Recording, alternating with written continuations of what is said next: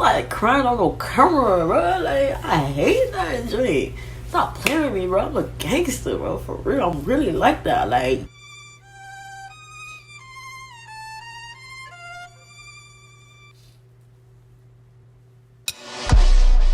what we doing? I like to move it. Jumped off the porch, now I'm just cool. I had to change my mood in life. When I woke up, it's not just Judy. I like to move it. So please get out the way, excuse me. What's good, everybody? It's your girl Kiki, and I'm back at it again with another video. So today, we're just gonna jump right into it.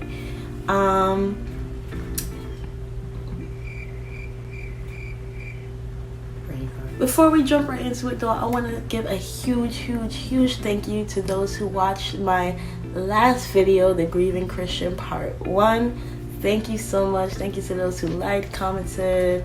Thank you to my new subscribers. If you're new, hey. Thank you so much. I appreciate it. And let's keep the views going, you know? There's a lot more grieving Christians out there who need to, you know, hear this anointed word I got going on. Well, this video is gonna be just a little bit different, un poquito, just a little bit. Well, I hope I said that right. It's gonna be a little bit different. First of all, I got my hair done. Ooh. I'm gonna hit that every single time, just so y'all know. It's gonna be a little bit different, because I'm gonna more so talk about why it's so difficult being a Christian and grieving, and the things that nobody talks about, like the feelings, the thoughts, the dark thoughts, that like everything that goes through a Christian's mind when they are grieving, no matter how raw or how just down and dark they get. Look, I don't mind a little down and dark, okay? All right, I don't mind hey, well, that's just me. I like real, raw truth. And so does God, so we're gonna keep it real for him, period. So since this video is gonna be kind of heavy, I did kind of want to lighten the mood and just let y'all know that this is video I'm gonna do this almost any video that I know is gonna be heavy, okay? So but anytime I have a video in my head, I'm gonna share it with you guys, because you know how you go on social media and there's always that one video or that one song that's just stuck in your head from Instagram, TikTok, Snap, whatever. And I have a video in my head that I kind of want to share. So let's watch it together. No! Every time I kick you out, I come for this box. Shut up! あれもこれもそれもダストボックス go go go! Oh Jesus! My mouth got sick! No!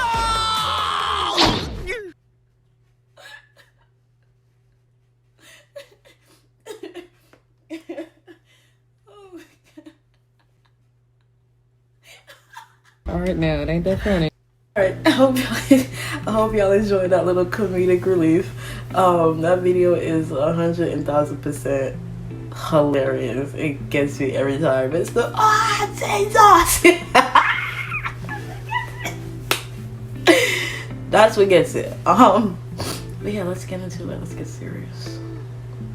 Jumping right into it, first of all, I want to talk about a lot of, I guess, misconceptions that people seem to have in the church when it comes to grieving.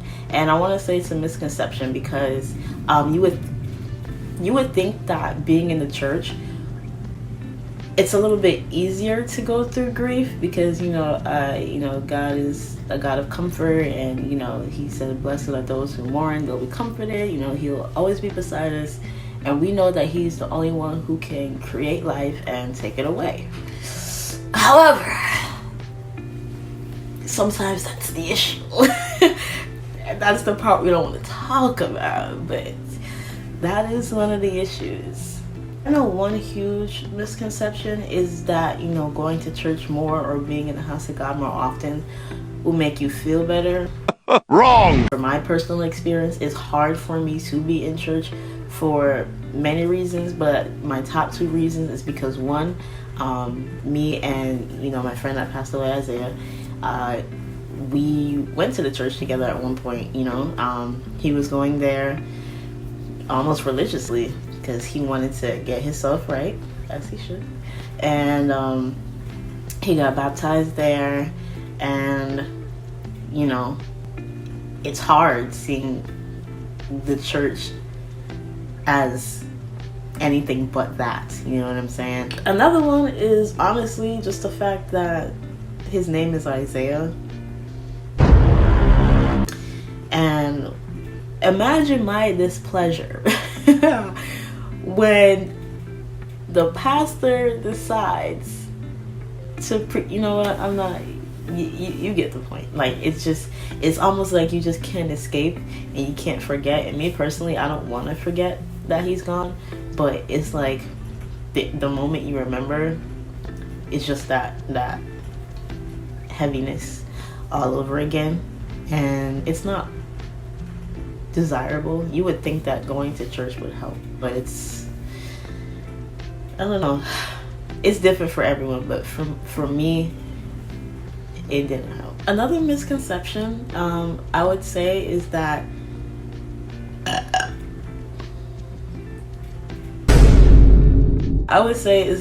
people think that because you're in the faith or you're in the church, that moving on from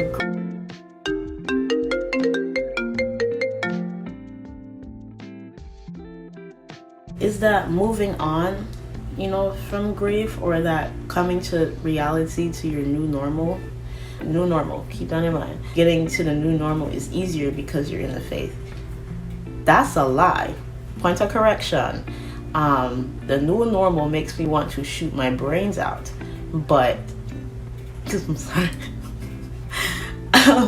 But that's just me. I feel like it's so much harder to get past grief when you know God, because you know that, especially if you know the truth, if you know God and you know the truth, you know that he is the only one that can give life and that can take it away.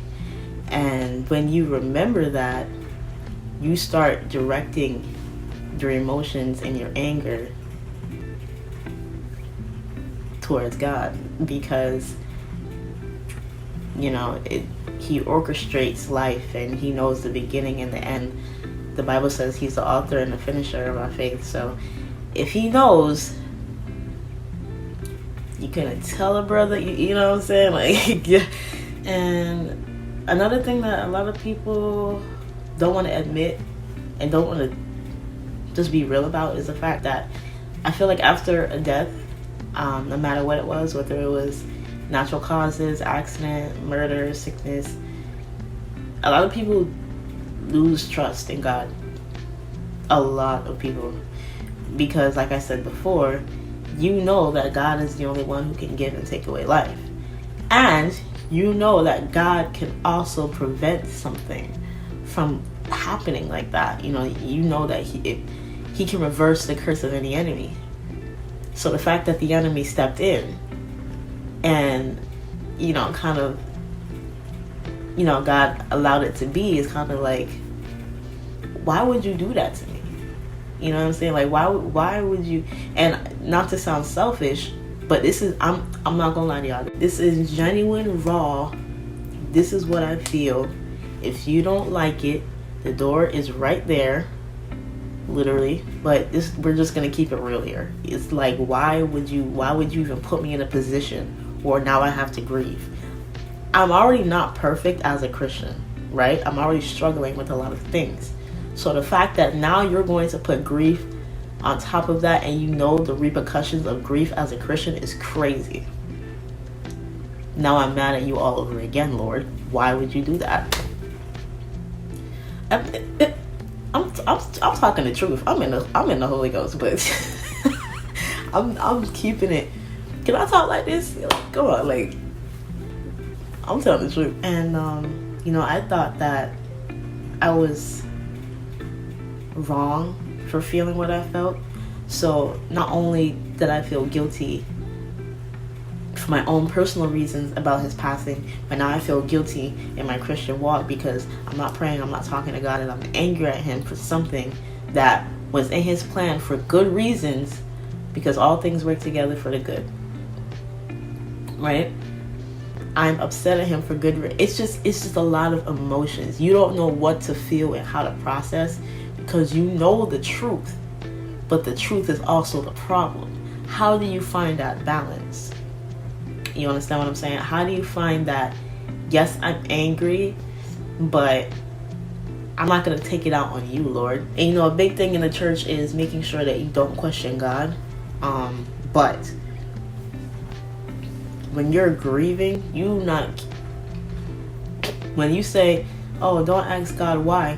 When you're grieving, you are literally, every question is going to be, why? Why? You know what I mean? Every time. I'm gonna ask why, because why would you do that? I was chilling. Why would you do that? My last misconception is just that, you know, we know a lot of people in the Bible have prayed and worshiped through everything that they've been through. Kudos to them. Newsflash, that ain't me. During grief, that ain't me. It's hard to worship because you feel like you were done wrong, and you feel like, honestly, you just feel numb. You feel numb, and you feel like you can't move. You want to move, but you can't. No lie, there was a lot of places that I felt numb, but the main place I felt numb was in church. Anytime I was around just a bunch of people who were praising and worshiping, and you know, and I'm like, I really want to get there, but I can't move. I'm numb. I know a lot of people dissociate. I don't think I've ever done that. Prayerfully, I won't ever have to. But I was very close, I could tell, because I have a lot of memory lapses. I don't remember a lot of things after Isaiah's passing. So, man, I don't know. Like, for y'all that can still worship and give God thanks in grief, I give y'all the utmost respect. And really, I just want to talk about the things that honestly, that is a universal feeling of grief. I feel like these feelings are kind of heightened when you're a Christian. You know, I mean, I could be wrong, but hey, they're heightened when you're a Christian. I said what I said. You know, some of the feelings, one of them I know was sickness. I remember when I first found out that he died, and I thought I was gonna puke all of my organs out of my body, including my heart.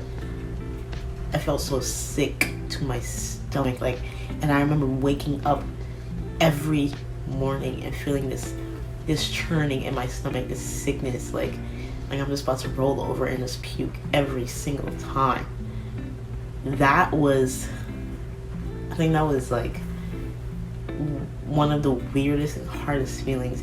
It's like waking up nervous and anxious every single day, but you're not nervous or anxious. You're grieving and you're sad because you know that somebody who you used to talk to religiously is no longer here.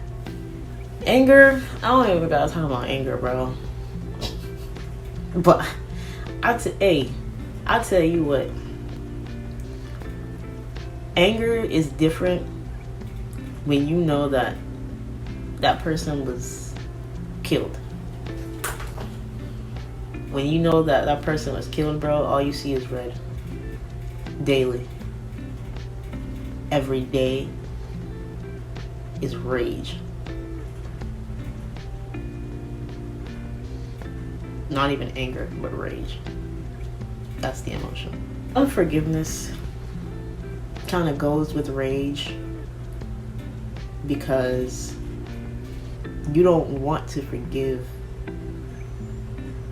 somebody who just decided to take a life. They don't think about nobody. So the way a murderer can just take a life is crazy. Especially the life of somebody you know. So that unforgiveness, I think that's the hardest, because the Bible says God can't forgive you unless you forgive other people and forgive yourself. I got to a point where, y'all forgive me, I'm keeping it real. I got to a point where I was like, well, if that's the case, I guess I just got built up sin until the day I'm finally able to forgive, because I'm not forgiving no nigga that just decides to take a life. I'm not doing that.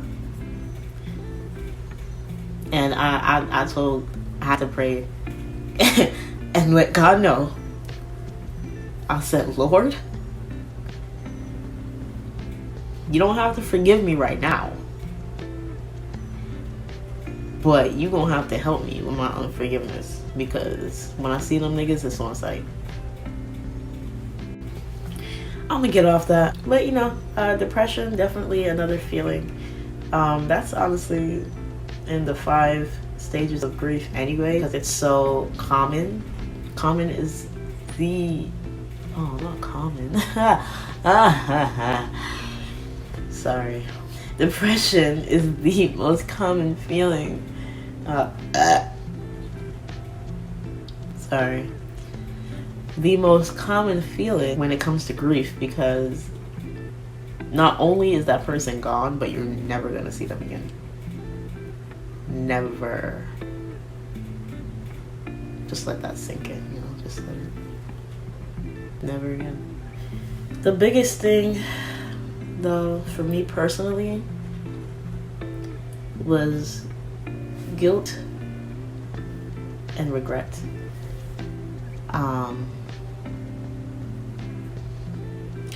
Guilt because you feel partly responsible.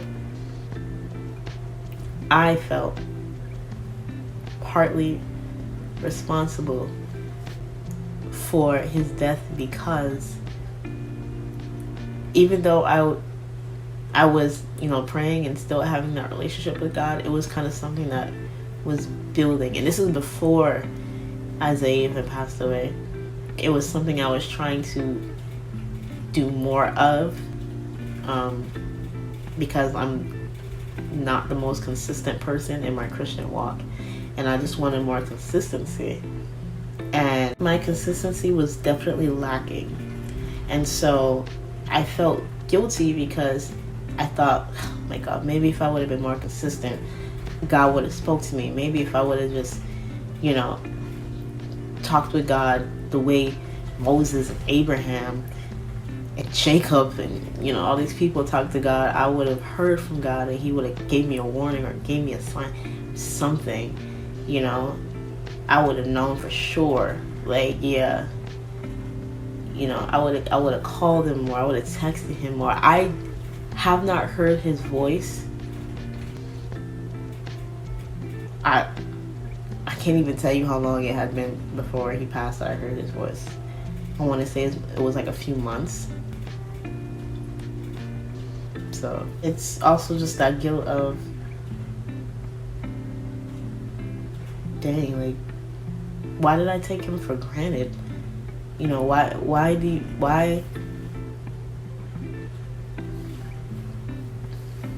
I just do what I'm supposed to do? Why didn't I call? Why didn't I text? Why didn't I check up as often as I should have? Which goes into the regret of, I should have, I would have, I could have, but I didn't. And now I never will again.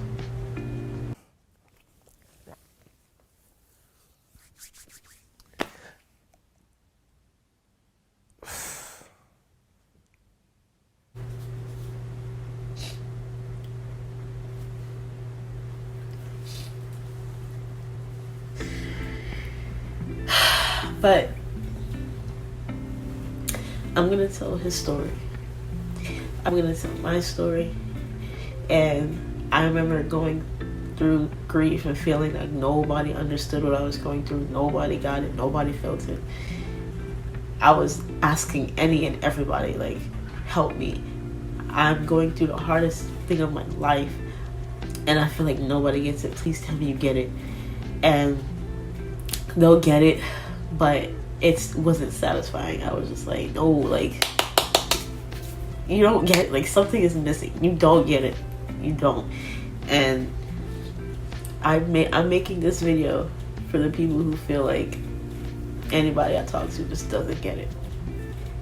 This is who this is for. I gotta shake it out. Well, that wraps up this heavy behind video. I cannot believe I really want to keep this series going, but I know that this is fun. Man, look, man, I don't like crying on no camera, bro. Like, I hate that shit. Stop playing with me, bro. I'm a gangster, bro. For real, I'm really like that. Like. So all this crying stuff, bro. God dang, I don't got time for that, bro. But anyway, that wraps this up. I will go take a nap after this, but I'm gonna go out and get me some lunch. Wow. Third time's a charm, though. Better out than in, I always say. Before I go, also, I want to let you guys know that my siblings, Kiana and AJ, they also have their own YouTube channels. Ooh, promo. I will leave their links and their YouTube names and Instagram names in my description. You can go follow my sister, Black Girl College World, and follow my brother, AJX Gamer. Please give them subscriptions, likes, comments, all that. Give them some love like you be giving me. I mean, my sister got more subscribers than me anyway, as she should. But go give her some more, guys. Go support the friggin' cause. Thank you guys so much for tuning in. Make sure you share, like, comment. If you haven't already, subscribe.